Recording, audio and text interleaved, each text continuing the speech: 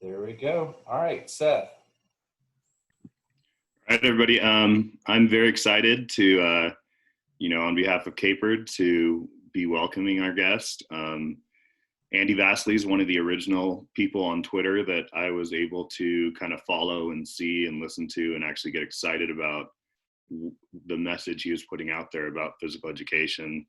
I've been fortunate enough to then be able to see him presenting in phys ed summits and in many other ways that has kind of expanded the way that I think about teaching. He teaches at CAHPERD School, which is in Saudi Arabia. He also has the Run Your Life podcast, which is an amazing podcast that I love listening to because it's so well-rounded. It's not just a pedagogy podcast, it's really a life podcast and a being a good person podcast. And I think that that's probably the coolest thing about it that I found with that particular one. He covers so many different things and so many inspirational stories and, just being a good person, not just being a good teacher. Aside from that, he is a TEDx speaker. He, is constantly sharing not just his accomplishments and his life, but his family's.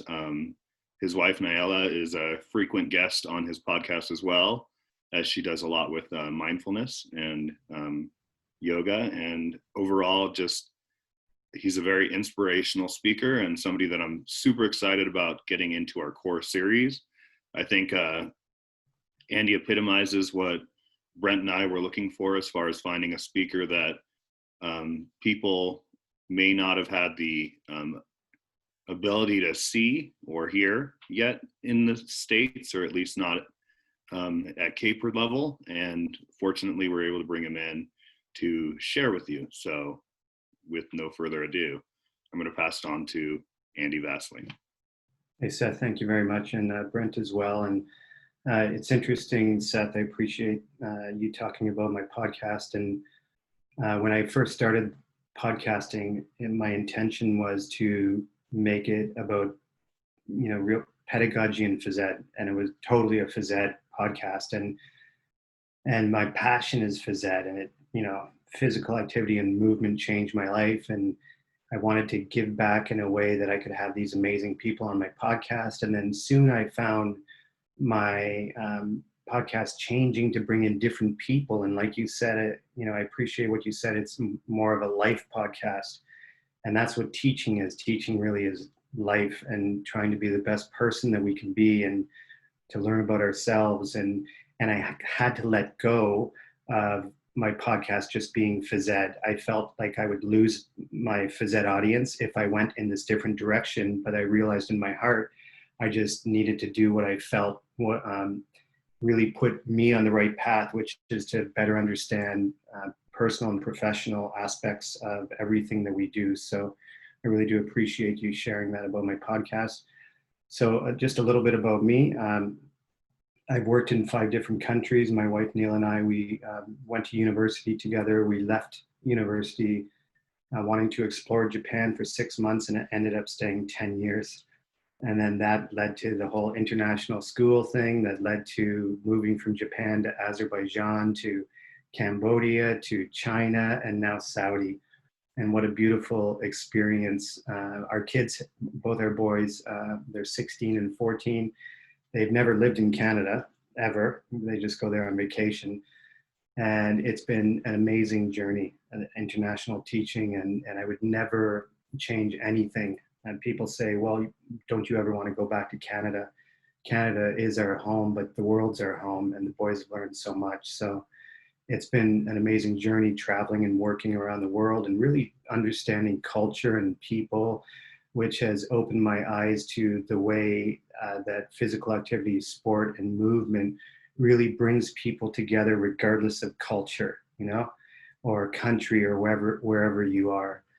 So I just wanted to say that, but also I wanted to thank each of you for being here, because this COVID-19 pandemic, has been life-changing for everybody. And when I think about it, it is, I can get emotional at times thinking about it, because the world never expected anything like this. And not only did it bring about, based on recent research, bring on greater anxiety in people and increased depression, it also brought on this sense of togetherness and experiencing these times of uncertainty together. And I often have talked about on my podcast this idea of collective anxiety, and we're all experiencing it right now. And yes, lockdown is easing, and we're allowed to go outside again, and we're allowed to move, and life is starting to feel normal again. But will it ever really be normal again? And it's reframing that. And that's not to bring this doom and gloom type attitude to this discussion, but I want to thank you, because despite everything that's happening out there, you still are devoting an hour of your life to learning and growing and better understanding yourself. And in better understanding yourself, you will be in a position to be the very best educator possible. So from the bottom of my heart, I want to thank you for being here. And I'm going to keep Seth as my point man, and I'm going to ask him how much time remaining. I have an hour, and there's a lot I want to cover, but I also want to do some reflection time and build some reflection time into this webinar. So my three kind of goals are to get to challenge you to think differently about what's possible in PE, and to show specific ways that learning can be very personalized in PE, and to discuss the role of challenge in helping each student to find their own entry point to learning in PE. So to begin, we're going to take probably one. I'll actually set my timer. My phone's on the floor here. I want to set the timer for, let's say, 90 seconds to 2 minutes. And I want you to honestly reflect on how physical activity, sport, and movement impacted your life and shaped who you are as a person. And to kind of describe the impact that physical activity and sport has had on your life. You can write it down, you can just reflect, but I really want you to go to that place in your head where you're really reflecting on what these things meant to you. So I'm going to give you 1 or 2 minutes to just gather your thoughts, and then throw some comments, some quick little snippets into the chat box, okay? If you come up with something that you want to share, okay? And as you're doing that, okay, I should just do it in complete silence for 1 minute. So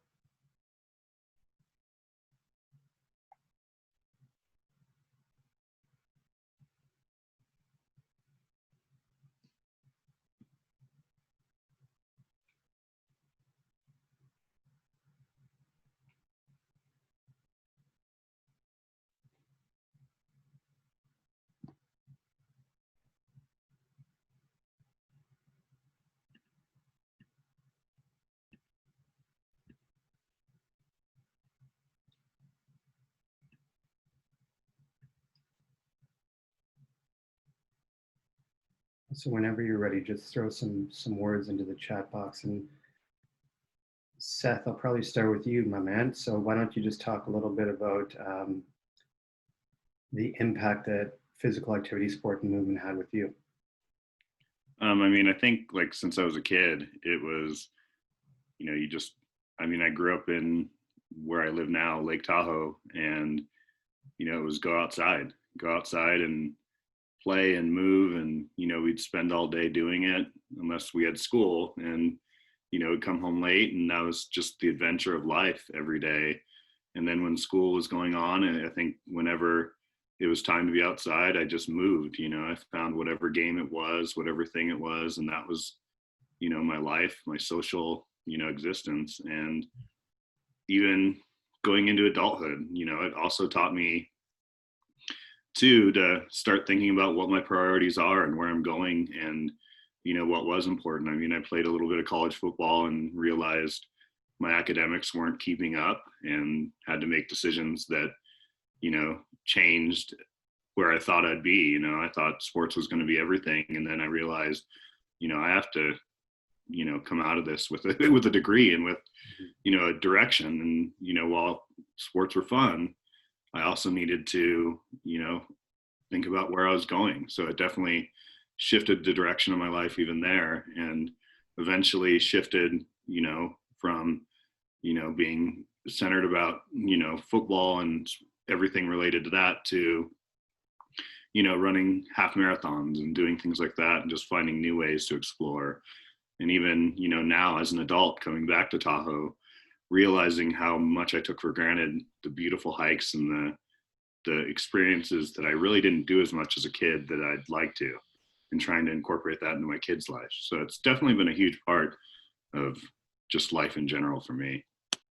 Yeah, that's great. And when I hear you say all those things, I never heard you once say motor competence, learning how to, what it meant to me, learning how to pitch a baseball or to hit a softball, or, it was all about what physical activity and sport provided you and how it made you feel. And when I look at the chat box here, I see being so active literally saved my life, a sense of self, a love of outdoors, a significant role in developing my interest in physical education.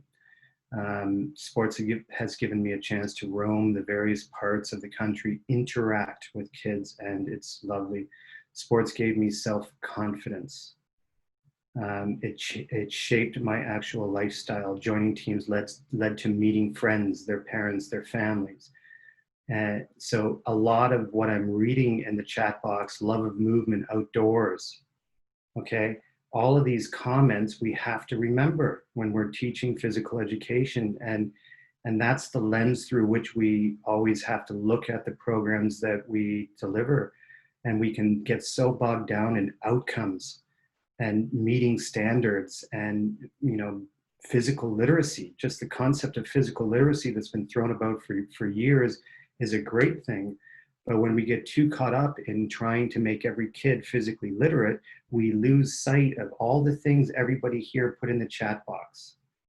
So that's one kind of common thread that I want you to think about. And I'm going to share a bit of my story before I go into the pedagogy and some of the things that I put into action. And I grew up in a family that was very much based or focused on music. My brothers were musicians. My sister was an athlete. She was a track and field star and a basketball player. And she would bring me out and we'd shoot basketballs, we'd run around and stuff. And with my brothers, I was just watched in awe as they played music all the time, rock and roll music. So we're talking, this is back in the 70s. Led Zeppelin, the Who, Rolling Stones, all that stuff, but very much a musical family.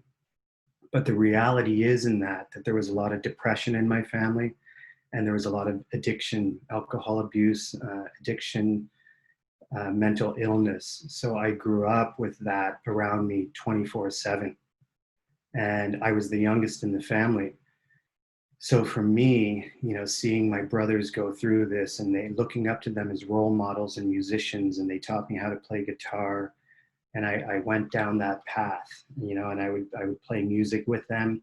But what truly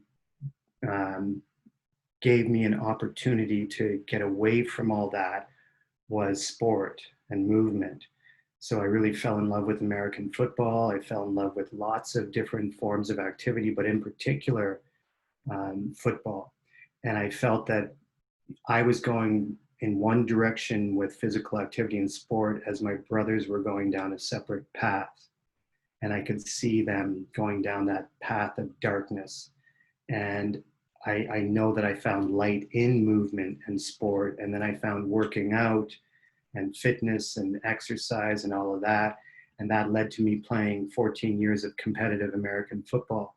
And I can remember clearly when all this shit was happening in my household and all the terrible darkness, I would grab my football as a 10-year-old or 11-year-old, and I would go outside in the winter, the fall, the summer, the spring, and I taught myself how to throw and kick a football. And I would spend hours a day. And this is where I found true joy and flow states. And I created these challenges for myself. I would try to kick it over the bushes in the backyard or throw it over a tree, and then create these, long throwing challenges. And then I'd teach my friends how to play football, and we'd have games. And what was happening was motor competence was taking care of itself. At the same time, I through football and joining the football teams, there was a sense of belonging and significance, which gave me hope and purpose. So suddenly I was, very focused on playing football and a physically active lifestyle. And I shared this in my TED Talk. And the biggest thing in my TED Talk, and it was a very difficult talk to give, but I had to talk about my two brothers that died, and one from suicide, from depression, and the other one from drug addiction. And it was, later in life when I tried to figure out what was it, the big question of my TED Talk was, what was it within myself that allowed me to thrive in ways that my brothers couldn't? And I really had to explore and go deep with that. And by now, when I'm exploring that question, I'm already an experienced teacher, and I'm trying to figure out why physical activity and health, I'm so passionate about it, and what is it that inspires me to go train teachers and to emphasize the importance of creating these amazing experiences for kids. And really, through answering this question, what saved my life, and somebody said that earlier in the chat box that physical activity really saved them, movement saved my life. It gave me hope, and it got me away from the drugs. It got me away from the depression, even though I have a predisposition, a genetic kind of disposition or predisposed to depression, and it has impacted me. Movement and sport and physical activity gave me a sense of hope and purpose. And then when I really realized that, I said, I have an obligation, and I'm going to devote myself to changing the way physical education is delivered for this reason, to give every kid hope. 2030, suicide is going to be the leading cause of death by the World Health Organization. So it's not about physical education being about physical literacy. I really don't believe that. I think it's about inspiring hope and giving students meaning and health and wellness and connection and purpose. And when we do that, everything else will take care of itself. We at least have to give them the opportunities to explore what's possible without putting constraints on it, or having a kind of a controlling compliance type of environment. So the questions that I want you to think about is, how do I need to change my ways of teaching to better serve my students' real needs? And how do I make teaching and learning in PE as relevant as possible in order to inspire lifetime movement? And it's certainly not like, through my consulting and working with lots of schools in lots of different countries, I see lots of lines and kids waiting in lines, waiting to kick a ball or throw a ball. And then I actually time the amount of time that they're physically active. And oftentimes it's under 20% of the class, because they're waiting for their turn a lot of times. And I'm not implying any of you are doing that here. I'm just telling you what I've seen in a lot of schools that I've gone to. So it's really restructuring the way physical education is delivered. So it's not this pressure on teachers to have to teach these skills. The skills will take care of themselves when we intrinsically motivate kids to want to be active and explore what's possible. And I've had lots of debates with lots of researchers on this, and I'm friends with these researchers, but they think, no, you got to teach the skills, explicitly teach the skills in class on an ongoing basis. And once they have the skills, then they can develop the competence to play. And I'm like, nope, you got to inspire them first, and then motivate them to want to explore, and then it'll take care of itself. I promise you, especially when you only have kids 30 minutes a week or 60 minutes a week. So much of the work that I've done over the past 7 years has been rooted in the meaningful physical education framework. So I've been working with a team of researchers in Canada and Ireland on this, in particular, Dr. Tim Fletcher, who really critiqued my work. And I asked openly for him. I said, I'm giving him my lessons and videos of my lessons, and I'm like, give me feedback. And I'm not looking, even though I want to hear that I'm doing good things, I'm looking more for a critical eye on how I can be a researcher in my own space to know the impact that I'm having on my students, and in particular, keeping them engaged. So I really fell in love with this framework, and now this is everything that I present. And it's really the 5 features of the Meaningful PE framework, which are based on, these 5 features, which is obviously everything we do needs to provide kids with a sense of joy and delight. It needs to be personally relevant. It needs to promote social interaction. It needs to challenge them, and it needs to develop motor competence. So it seems so obvious, but what pedagogical moves are we making in our classes to bring these 5 features alive? And that's what I really, really found fascinating. And I decided to really explore in my teaching before I went to consulting, and at the Coast School here, I'm a teacher coach. So I don't teach so much anymore, although I go in and co-teach when I can. But what I do is I focus on the feature of challenge. So finding the just right challenge for our students. And I think that when we can get every kid to know what their just right challenge is, it maximizes engagement. It leads to kids being intrinsically motivated. It helps students achieve rapid growth. And most importantly, it decreases behavior problems, because every kid is not doing the same thing, the overhand serve in volleyball or the overhand pitch in baseball. They don't all have to do that because they're not all in that place where they can do it. So let's let them find an entry point into learning in the unit. And when we can do that, I've seen it, I've collected data at schools, I know it works to keep kids engaged. So I'm really going to dive into challenge right now, the feature of challenge and how we can challenge our students. And so I'm going to take you through a unit right now. Seth, how much time do I have, man? You are at 40 minutes. 40 minutes left? Yes. Okay. Ooh, I thought it was only 20 minutes left. I was going to go, oh, I'm in trouble.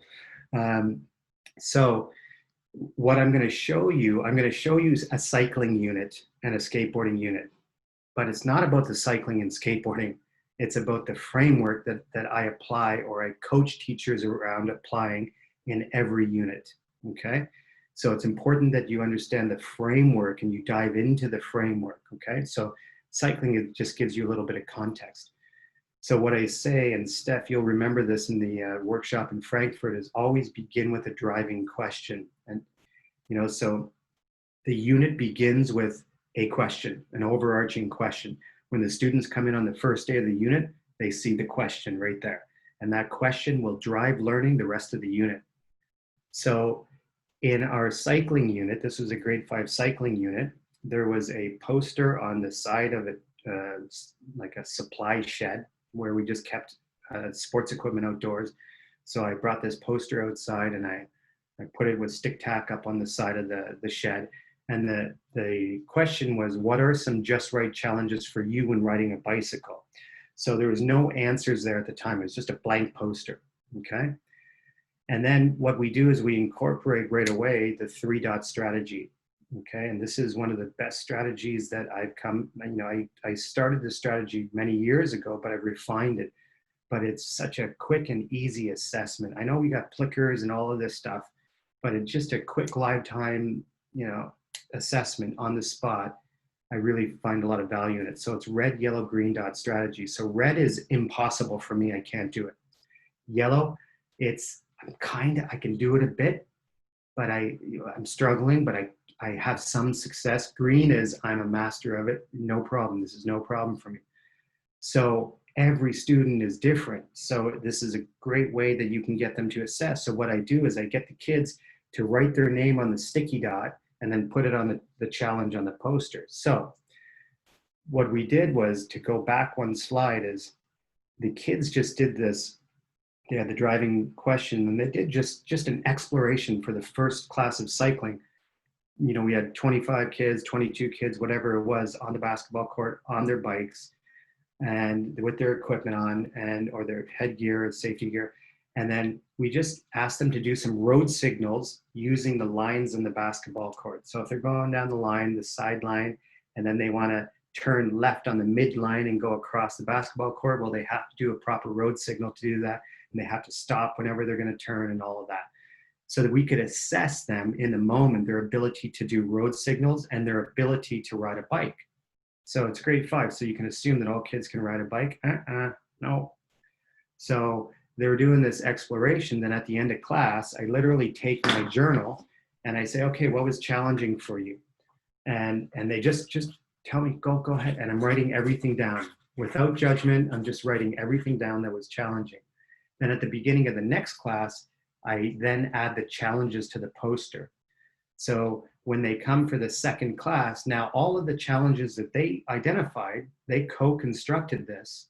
And these are rooted in outcomes. I don't have to worry about standards because through exploration, the kids are going to identify exactly what they need to work on. So they're co-constructing this experience. So look at the top left, to practice changing speeds when riding slow, fast, slow, balancing themselves, keeping their focus, controlling speed when going downhill. The bottom middle, practicing my hand signals when riding. So, and then riding in narrow places. So now the kids, over the next succession of classes, they try all of those challenges and they have to come up and self-assess. So they'll try practicing changing speeds when riding slow, fast, slow. And then if they can do it and they're good at it, they write their name on a green dot and put it on the poster. Lifetime assessment, awesome. Green, I don't need to worry about you. I can tell you, good job, happy you're doing it, move to the next challenge. Timely feedback. Yellow, that's what I want to see. I want to see that student that's kind of struggling a bit, but kind of can do it, because yellow is that zone of proximal development. But what red showed us at the bottom was, wow, some kids can't even do road signals, not because they can't do it, because they're afraid to take one hand off the handlebars to do it. So great, what a great entry point to learning. So we had probably 10 to 15% of the kids in the class worked on only road signals on a flat, smooth surface in a non-threatening, safe environment. They worked on the road signals, okay? And then they would, the red would then turn to a yellow, which would turn to a green as they progress through the unit. So it's a lifetime assessment. So the kids would do these challenges, and then they would go over to the poster and they would write. We have a culture of doing this in our units. So they would go over and do their assessments in live time. So for the teachers, it's a way that they can see the reds and the yellow and zero in and give great feedback that's personalized depending on the challenge. If the challenge was the same for everybody, it'd be too high for some people, too challenging for some, too easy for some. You'd lose some. You get some kids screwing around, and that's where the behavior problems increase. But by getting this entry point to learning, everybody's engaged. Okay, so it fills up during the unit, which is awesome. So that's the first half of the unit that we did this exploration, the kids assessing themselves.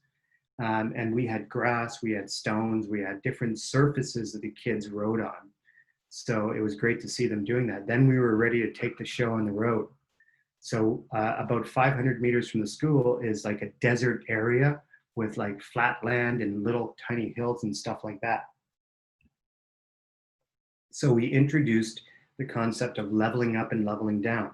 So if a kid is a green dot, if they were a green dot at the school, they had to level up. They had to increase the challenge. So we would literally say, you need to level up. What's your next challenge? If some kids want to try something that's really difficult and they can't do it, it's a red, you need to level down, right? So it's all about leveling up, leveling down. We never want to be at the same place unless they're really, really, in that yellow zone where they're not quite sure if it's more towards the red or the green. But as soon as they get towards the green, then it's the yellow, leveling up. So we get to this grass or this sand area. Look at this. This girl's from Egypt. She's not super experienced on a bike. So for her, just riding on a sandy kind of surface was like a yellow 6, right? Which is just right. So look at her. She's up. She has to gun it a little bit because it's quite soft terrain. So she chose that. And then she did that for a few classes. You can see another student there. Awesome. So I can see those students. Those students are 75 meters away. I can see them. Okay. At the same time, I have a student who's really excited, Mona from Saudi Arabia. And Saudi Arabian girls do not ride bikes. So what an experience to see these kids actually riding bikes, these girls riding bikes for the first time. Mona built up the nerve to go down a little dirt hill. That was a yellow for her. Look at that old bike. It looks like it's from 1970, right? So she was so excited going up and down this hill that she said to her dad, "Dad, you got to buy me a new bike." So then halfway through the unit, near the end of the unit, Look at the bike on the right. Mona suddenly gets a new bike because she's so fired up. So dad buys her a new bike. Now she's got a proper bike and she's tackling bigger hills and she's kind of doing these little jumps. So we could see her progress from red in a lot of areas to yellows to greens. So you talk about intrinsically motivated. I didn't have to teach Mona how to ride over hills or down hills. She was motivated to learn a motor competence taking care of itself. So now I got Sate from Turkey, right? Sate's a daredevil. He's like, screw that. You know, I can do hand signals, Mr. Andy. I can do that. I'm green. I said, okay, what's your next challenge, dude? Level up, level up, level up. And then he finds all these challenges. He's like, okay, I can do everything here. There's nothing I can't do. What do you need? Well, I need a shovel to build a ramp.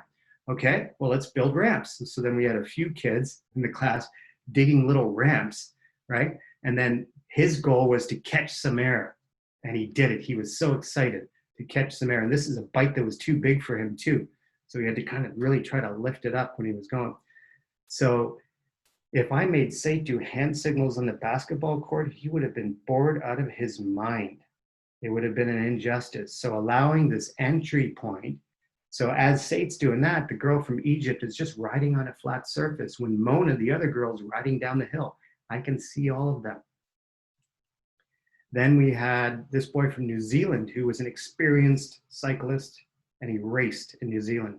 You think if I get him to show me that he's competent at road signals, that he will be engaged? So he was like majorly catching air to the point that I had to call his parents and say, are you okay if he's like when I say catching air, mom and dad, I mean, he is 2 meters in the air sometimes. Are you guys okay with this? And they're like, that's him, no problem, let him go. So he's doing his own jumps during the same PE unit. So you can see the differentiation, right? And the differentiation, I don't care if it's ball sports or movement composition or racket sports, the differentiation comes from the framework that we apply, okay? So I didn't have to teach him to like jump 1.5 meters in the air over a sidewalk as my heart was in my throat watching him. So then another boy from Ireland just wanted to practice going up and down these hills. So I'm going to show you a series of videos now of what this looked like. I hope you can see these videos. We introduced short track kind of speed racing, but not so they couldn't gain enough speed that it was really dangerous. And this was all voluntary, by the way. So these kids chose to do it on their own. Thumbs up if you can see it. Is the video playing? Okay. Go, shot it! Awesome. Not so fast. You're looking at control, balance, determination. It's fired up. But they chose to do that. The others were riding on the flat surfaces, riding downhill. We had classes combined. Okay, awesome. Then we wanted to show kind of the idea of outdoor pursuits. So we did a class where we just brought the kids out in the desert. They had to ride their or push their bikes up the hill. And this was the most rewarding. Love this, because the kids you see were scared at the start of class to ride down anything remotely close to a steep hill. By the 7th week of the unit, they were going down this hill. Okay, go ahead. And look at the girl from Egypt in the pink helmet, right? Riding flat before, now she's tackling the hills, right? Go.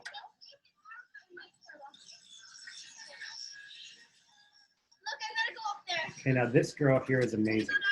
She really struggled at the beginning of the unit. Now she shocked me here. This is what was so rewarding to see. Watch me, she says. And I think she's going to drive straight, but she decides to tackle the other hill. Almost falls off, right?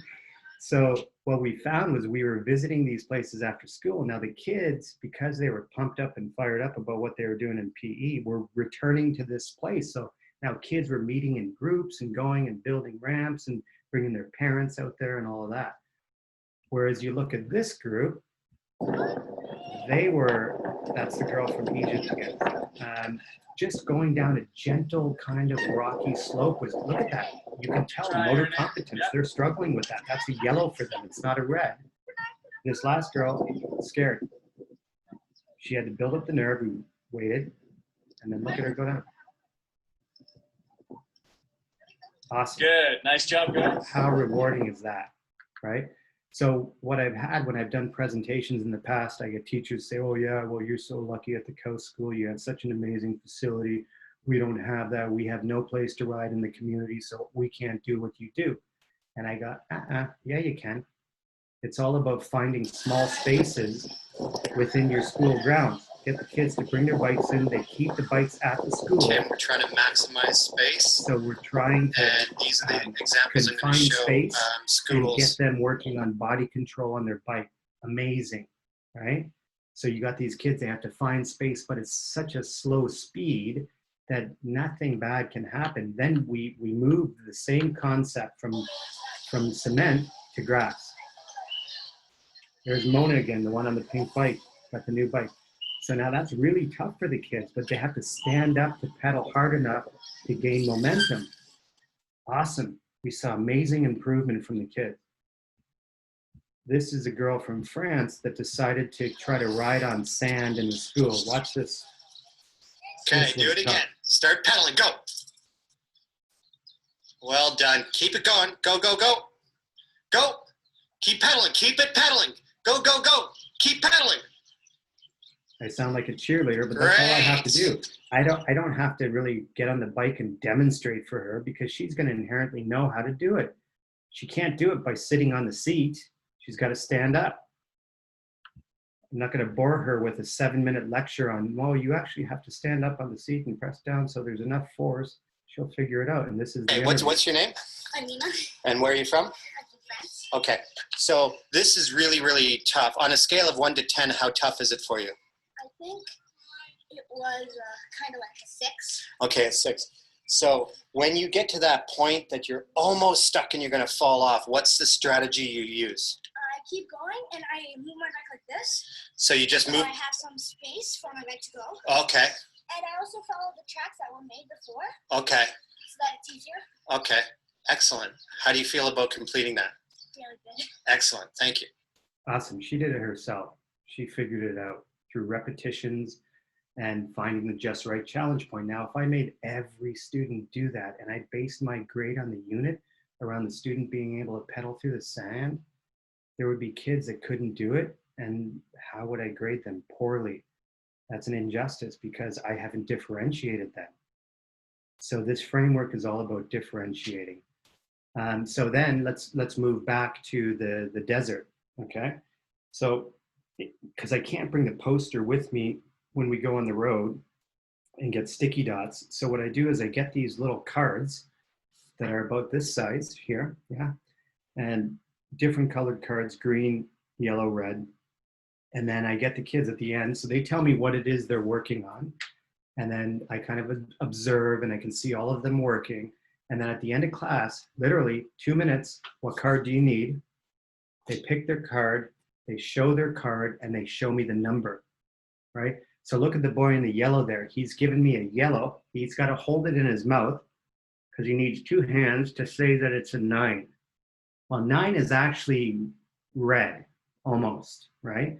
So yellow we say is 5 to 8, but that's fine. He called it out as a 9, and all the kids found the just right challenge. And I didn't have one behavior problem throughout the whole unit because it's finding the just right challenge keeps them engaged, which connects to flow and peak experience and the research around finding flow, which is being sure that it's in the right zone of proximal development. So the kids would then give their cards back. I'd get a photo of it. Then when we would go back the next time, I would just take my phone out, show them the photo and say, okay, that's how you assessed yourself. So the green's right there, right? What do you need to do? Mr. Andy, we need to level up. Okay, what are you gonna do today? Good. I don't need to sit there and talk for 15 minutes. I talk for 2 and then set them free.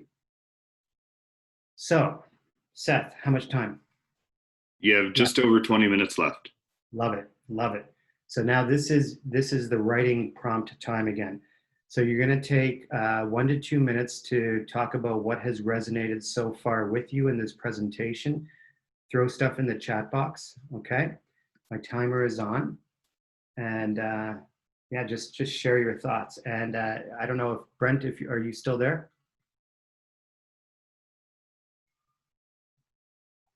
Brent is not there. So Seth, tell me what resonated with you. I think one of the biggest things that resonates is just the kids, like the whole process of the mind map and the process of, you know, finding those, you know, the challenges that worked for them that led to, you know, you watch all the kids and there's growth. Whereas when you as a teacher decide what the challenge is and what the outcome is, the kids are just trying to meet what you want, and the motivation is different, you know, the excitement is different, and eventually the unit dies out. Whereas in that unit, if anything, it seemed like, you know, if it was all sequential, that over time the excitement grew. And they were actually probably more excited when the unit ended than when it started, which just means it's like that's the launch off point, and that, you know, the growth and the direction that everything went was organic, and that, you know, you could have two groups of kids, and one group of kids' whole challenge could have gone a different direction, and their whole experience might have been different, but everyone walked away, you know, feeling like they were a part of the learning process. I mean, it's truly student-centered versus, you know, saying you watch the students and this is what they needed. It was actually just letting them explore. And then through the exploration comes them self-identifying how they could do with that challenge. So that's where the red, the yellow, the green comes in. Yeah. So it's that timely self-assessment, which is ongoing throughout the unit, which is pivotal. And it's that exactly what you said, Seth. It's very much organic, and the kids they choose, but it's rooted in outcomes, because I know what I want them to achieve riding a bicycle, but I can't hold every student hostage to one outcome, which is to be physically competent on a bicycle, because they're all in different places. So it becomes a waste of time, right? And that's what I found over the years with all the schools that I visited and kind of worked with, is the physical education teachers have big hearts and they love what they do, but they are oftentimes have this pressure on them that they feel that they have to teach all of these things. So what I want to say to teachers is just reframe how you teach and the way you teach, and you can achieve magic with your kids when you get the formula right. So when I look at some of the comments here, I have the importance of exploring activity. Yeah, it's all about exploration. That's how the unit begins. The use of the colored color-coded reflections more often on a regular basis to check in. And that's rooted in research about assessment. It's no longer about summative assessment, you know, the end of unit assessment. It's about ongoing timely feedback. As a single subject teacher, when you have 200 kids pouring through the doors of your gym every week, 200-300 kids, 400 kids, you need to figure out a strategy for timely assessment that takes no more than 20 seconds, 30 seconds, 40 seconds kind of thing, right? Free exploration, leveling up, leveling down, great. Leveling up, leveling down takes care of itself when you create a culture of kids doing this on their own. Student engagement, yes, student engagement increases. I have measured, I've taken so much data on this, and when you get the differentiation right and the personalized learning, I can give a quick example where I had one student who had 33 kids in a class, and when I observed the class, 6 to 7 kids were actually on task. 24 kids were screwing around, making his life hell. And he said to me at the end of class, he was sweating and he had the sweat pits going on, right, under his arm from managing kids, right? He was so sweaty and stressed, and I was like, dude, what did you have them do? And they were all doing the same thing. They had to play the same thing on little keyboards, the same musical pattern, whatever it was. And then we started to introduce this idea of differentiating. Let kids work alone or with somebody. Let them choose between 4 different songs. Let them actually read A, E, F, C, G on the sheet, or actually have to read the music, and then give them those choices, and then we'll see what happens. Over the next 2 weeks, disengagement dropped from like 60% to 10% because we had every kid engaged. So it's just providing them choices and letting them choose what's best. So again, it's the finding meaning and entry points to learning, exploring the activity and recognizing their own strengths and areas for improvement resonated with me. So thank you for sharing those ideas, and that's exactly what it's about. So I'm gonna zip through some stuff now. Seth, about 15 minutes? Yeah, right around that. Just Okay, great. So I'm gonna zip through this now because you have the framework now, which is exploration, driving question, colored dot strategy, just right entry point to learning, timely assessment, kids finding what they want to do and assessing one another. So now I'm going to go a little faster and just show you skateboarding. So skateboarding, same idea. Look at that poster just filled up, right?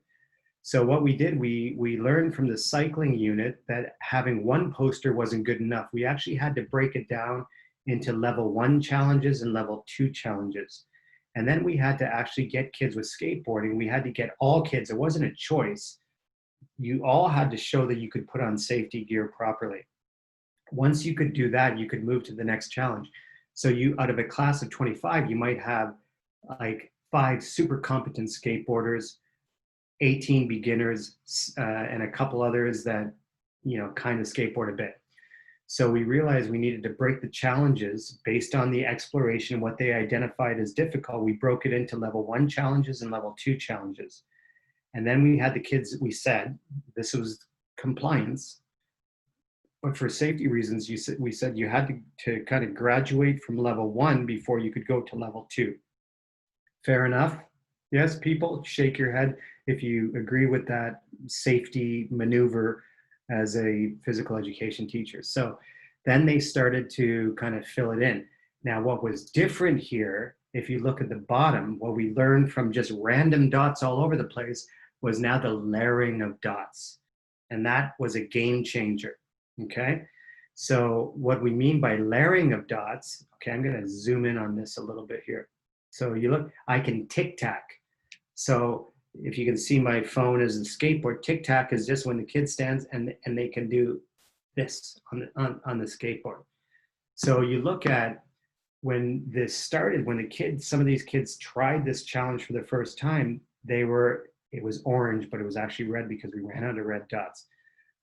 So orange was impossible for them. They couldn't tic-tac at all. After a couple classes, instead of putting the yellow someplace else, now we said, no, you gotta anchor it to your previous assessment. Okay, now I can see progress. Why didn't I think of this before? Teacher reflection. Now I can, instead of random dots all over the place, Charlie was there, and then he was red, and then where's his yellow? Just layer it on top. And then the yellow turns into a green. So we started to do this layering of dots. So if a kid is a green already, there's no layering involved. They have to level up. If they're a yellow, then they just have to get to a green. If they're a red, they have to go red, yellow, green. So now you have a progression of learning in live time. And all you need are stickers, pencils, and chart paper. So now the kids were working on doing this in the skateboarding. Same idea, driving question. What do you find difficulty? 6, 7 classes of exploration. Now look at this. This is Cece from China. Cece on a skateboard for the first time after about week 5. Okay, go for it. Cece. Nice balance. Look at that. Well done. Cece never was on a skateboard before. After 5 weeks, just right entry point, she can ride down a hill. She's fired up. She's telling her mom to bring me to the skate park. Why do we have skateboarding? Because there's a skate park 500 meters away. So we do it in PE. This is Charlie. I mean, Charlie. Sorry, Charlie. Tell us what you're doing right now. So I'm trying to do a flip start. A flip start, okay. Go. Nice balance. How does that feel? Are you a green, a yellow, or a red? I'm probably yellow. Because you're still working on it. Okay, good. Keep working on it. Awesome. And then we had the more basic, they just wanted to go down. Nice, They found a little Hey, go, bump they Max. could go down. Watch Max from New Zealand. He's fired up. This boy is fired up. He's almost nailed it. Now, is he a red? No. Is he a yellow 8? Probably. But he stuck with it, and then he could do it. So again, but then at the same time, you got the CCs and the other ones going down these hills, doing kicks, flip starts and all of these different things. So it's honoring all the students and where they're at. So I trained classroom teachers to use this strategy in math because it works great in math, lifetime assessments. In PE, these are some of the visuals that we create, racket sports. So instead of just saying every kid needs to hit a forehand with a tennis racket and a backhand, we actually say you can use your hand, a tennis racket, a badminton racket, or a pickleball. Do you want to work with yourself or others? What equipment are you going to use? And then we get these sticky notes ready for them to do these reflections. So it's not always the yellow, red, green dot strategy. It's also giving them a chance to do some written reflections. Okay, so it doesn't matter the unit, it's still always providing these choices and entry points through different pedagogical approaches. And one of the big things is pre-unit interviews. So we like to get into the classrooms before a unit begins and get the kids to begin to talk about how they feel, what they think they're good at, what the questions that they have about a unit. A week before, I'll visit the classroom, or I'll get teachers to go to the classroom before the unit begins to get them talking about the unit and using that data to then design some of the experiences. What we also do, and I train a lot of schools and teachers with this, is timelining units. And this is, for those of you that know Jorge Rodriguez from the Voxcast, the PE Voxcast, he's here with me at Coast, and I work very closely with him and other teachers. And we look at a 6-week unit and we really map it out. We map out conceptually what we want to the kids to learn and understand. Okay, so regardless of the unit, we have this big, large poster-sized piece of paper with the big ideas on there. We map it out. And then what we do as we go through, so let's say it's week 3 or 4 in the unit. So I'm meeting with the teacher and I say, okay, because I'm curriculum coordinator too. I'm like, okay, tell me about where we're at in the unit, okay? So then I get the teacher to then use the red, yellow, green dot strategy, literally on the, I wish I had the photos, but they will yellow, green, and red dot the concepts on the timeline. So if we look at weeks 1 and 2, cooperation, roles, cooperating, respecting others, and the driving question, what makes a team, the teacher will use a green, yellow, red dot to self-assess whether or not they have really explored and unpacked that with the kids. And if they haven't, then we just work on doing that a little more. And then if it feels like a burden, we take it off the timeline. We say, maybe we shouldn't have put it on there in the first place. So the yellow, red, green dot strategy is also for teacher self-reflection on where they're at in the unit. So we timeline out every unit because that holds us accountable and keeps us on track. So this is our PE department here. You got on the top left, grade 1, 2, 3, 4, 5. And then when we meet as a department, we reflect on where we're at. And then the physical skills don't really go on there because this is the bigger conceptual understanding of the unit, the big framework, and then the idea of all the physical skills come out through the challenge, okay? Seth, 10 minutes, 11 minutes, 12 minutes, 9. 7 minutes. Okay, so I use it I train music teachers in it as well. So this is a perfect example.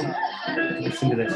Okay, hang on here. Before I play this, I want to ask you, if you were the music teacher, how would you assess this student? Would you assess them a green, a yellow, or a red? And this is based on flow and fluency and playing the song with some style and all of that, okay?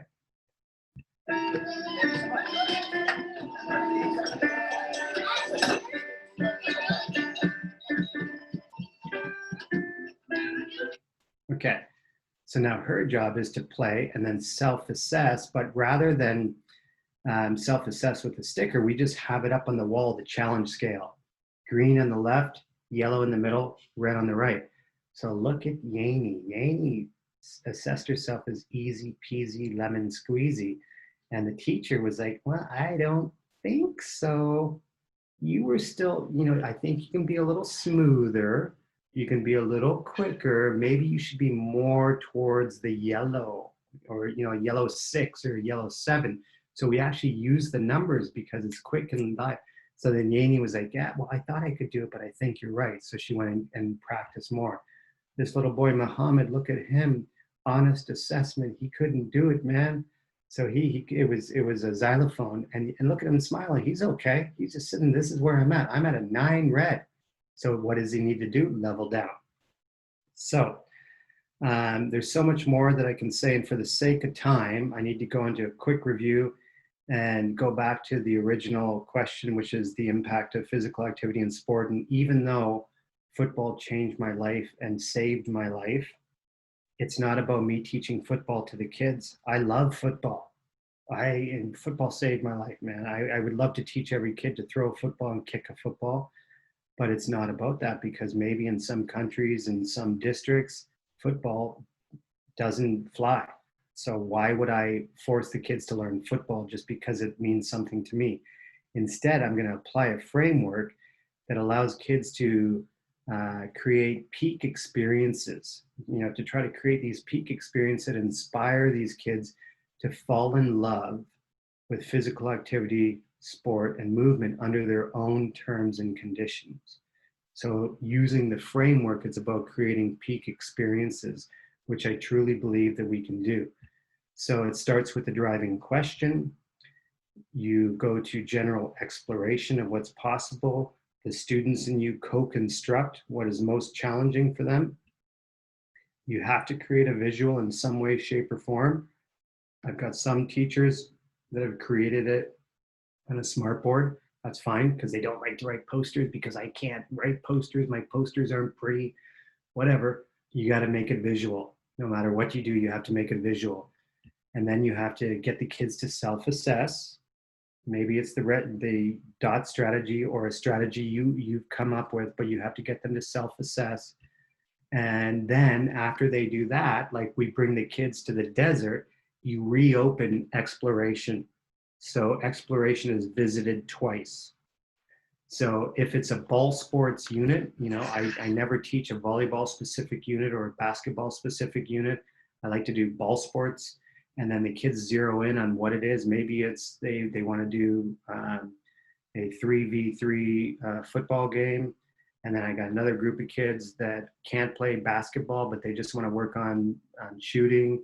So I try to vary up the sports on offer to the kids.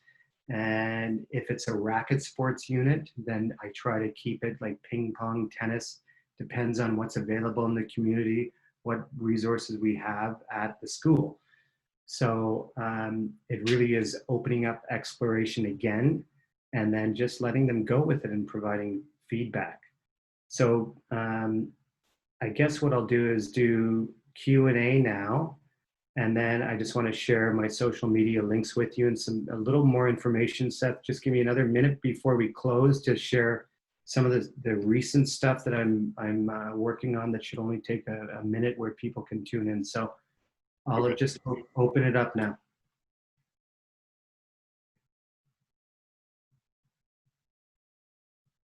For questions, anybody? I guess I should look at the, So any questions, just throw them in the chat if you come up with one.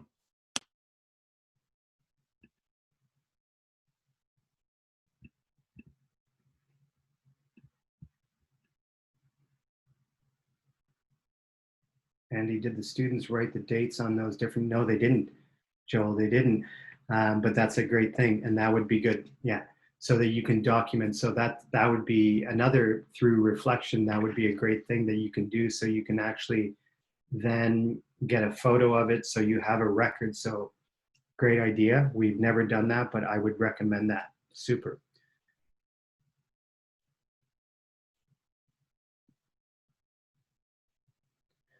So there might not be questions here, but that's fine. What does grading look like with this assessment? Well, grading comes from the student, really, like, because I'm not grading the kids on physical skills that I've predetermined ahead of time. So Eva, thank you for the question. Eva Mendoza, where are you right now? Put it in the chat box, what city you're in, or state. But I would not require the kids to pass a test on anything. San Jose, okay, great. So I would not require them to pass a test on anything. I know what I hope that they achieve. Remember, standards and outcomes are guideposts. We don't have to get the kids to meet every standard. They're just guideposts for teaching and learning. So very much through that experience that I showed you, whether it's cycling or skateboarding or racket sports, the kids will, through their just right entry point, will show progress. And that's what I'm assessing them on. Where they started, where they ended. And you saw the red, yellow, green dot layering. What superstar. They have gone from not being able to do it to doing it. And I wasn't in charge of that. I wasn't dictating it. They determined that on their own. So it's about creating self-authoring journeys that allow the kids to find their own entry point, self-assess, and then through my observations, I'm also taking notes and looking at them. In Yani's case, the piano player, she had self-assessed herself as perfect, more or less. And then I realized, now she's probably a yellow. I need to step in, negotiate with her a bit, get her on track, understanding that now actually a green means great flow. So maybe you're not there, you got to move back. So sometimes it requires one-on-one discussions, but for the most part, when there's a culture of it, the kids are very honest. Tim Fletcher talks about turning points for pre-service teachers to implement new frameworks. What have you seen in the tipping point for in-service teachers to start and continue? We're still on this journey right now, giving pre-service teachers the freedom to experiment, explore, and to understand that learning is a journey in teaching, and hopefully administration supports teachers in figuring this out too. I wish I could say that all schools supported teachers in this way, but I think teachers need to be courageous and flip the paradigm with what's possible. PYP question from Fernando. Fernando, awesome to see you, buddy.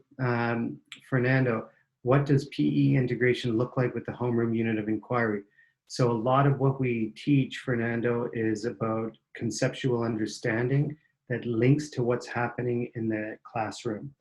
So the timeline that we showed you, if we can make a conceptual connection with what the kids are learning in the classroom at the same time, it requires collaboration, but it's awesome. And that's another layer of planning and collaboration. So everybody, I think we're running out of time. I would love to just keep going here. This is awesome, but unfortunately we're bound by time. Seth, can I just share where people, some recent stuff? Yeah, and I threw a question in there, so you have the time that you want, so. Okay, did you, sorry, what did you say about the question? Oh, I just said I threw in a question too, so. Let me see, well, just, okay. Looking forward, what do you hope is the movement forward for physical education post-pandemic? Most are nervous about the changes, but is it an opportunity? Absolutely, it's an opportunity. What we have found in a lot of the schools that I've spoken to, and I've interviewed a lot of directors of schools on my podcast to say, to kind of dig into where their schools are at. And it really comes down to this idea of personalized learning.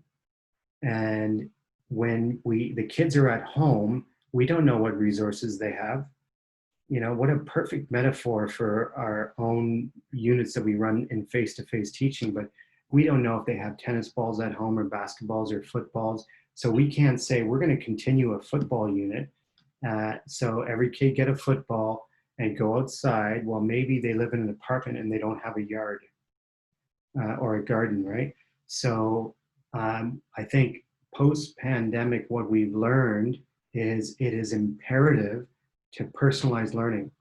So depending on what the kids have available to them at home, we then frame up the learning experience. So if the kid has no equipment whatsoever, then we have to figure out a way that we can engage them in movement.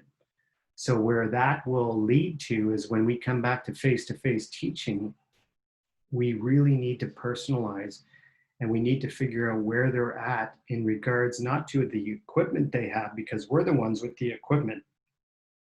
We have to figure out where they're at in regards to their entry point to learning and where we need to meet them at in order to really honor their physical literacy journeys, where they're at in order to inspire them to be physically active. So that's a great question, Seth. Kate, how does this work with sports activities that require another person? Kate, what do you mean by that? Kate, can you unmute yourself? And that's my dog. I'm sorry about that. Can you hear my dog? Yes? Okay, he's a good boy. He just wants to run outside and chase birds. Kate, can you unmute yourself and share?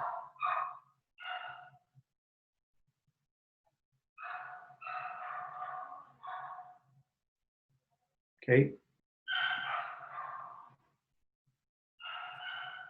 Okay, so how does this work with sports activities that require another person? So I think what you mean by that is maybe a teacher who is on their own. How do they teach a unit like cycling with so many kids on bikes when there's only one adult? If there was one adult, I could never have brought them outside of our school to go to the desert area. We had to have 2 adults per class. So what I would say is create the opportunities within the space of the school. And that's why I wanted to show the small space cycling. So I can have 25 kids on a bicycle inside my class, inside the school, where I can see them all the time, and they're not out of the school where there's a little more safety issues. So, so I hope that answers your question. So I'm going to move to where you can find me. So you can find me. My podcast is Run Your Life Podcast.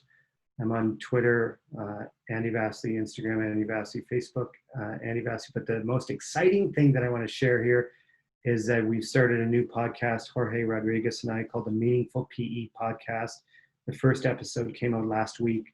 We're collaborating with 2 researchers, Tim Fletcher and Deirdre Nicronin from Ireland, on this podcast, and Zach Smith, our colleague. We're going to be releasing podcasts regularly about exactly what I talked about today. We're going to bring teachers on from around the world to share how they are trying to make learning personally relevant in PE and joyful and delightful. And we're going to bring researchers on, analyze papers and all of that stuff. So we're really excited. So I hope you really do tune into this podcast. And that's about it, Seth. All right. Well, again, thank you, Andy, for spending your time with us and sharing everything. And yeah, hopefully everyone got some great stuff out of it. And we'll be working on getting it all kind of cleaned up and ready, and then sharing it out so everyone will be able to hear it again. And we'll share it on all of CAHPERD's social media. And yeah, but again, really appreciate you coming out and sharing this. And yeah, definitely have a lot to think about, but it also is really great timing. I think so many of us are trying to think of how we're going to approach the new school year with some ideas and restrictions and things that are, that I think some people are struggling with you know, expanding their imagination a little bit and their approach. And I think that this track of, you know, thinking and teaching is, you know, the track that really everyone needs to be on, and will, you know, keep PE relevant. And I think that's so important right now, because people are afraid, you know, oh, if we can't do, you know, the sports that everyone expects us to be doing in PE, then, you know, nobody's going to care if they have us. Well, if we're doing stuff like this, they will value us that much more, and it'll have so much more of an impact on the school community at a time when the kids need to feel validated, need to feel appreciated, but also that something's built around them. This is perfect timing. I think if we all approached PE in this way, we'd be, you know, considered the most valuable part of every day. So Yeah. again, I appreciate it. Yeah, that's great. Seth, stay on the line so you and I can just chat after and debrief. Cool. Yeah, exactly, Seth, and that's it. And it applies all over the place to music, visual arts, math, literacy. Yeah. Joel? Okay. Okay, everybody.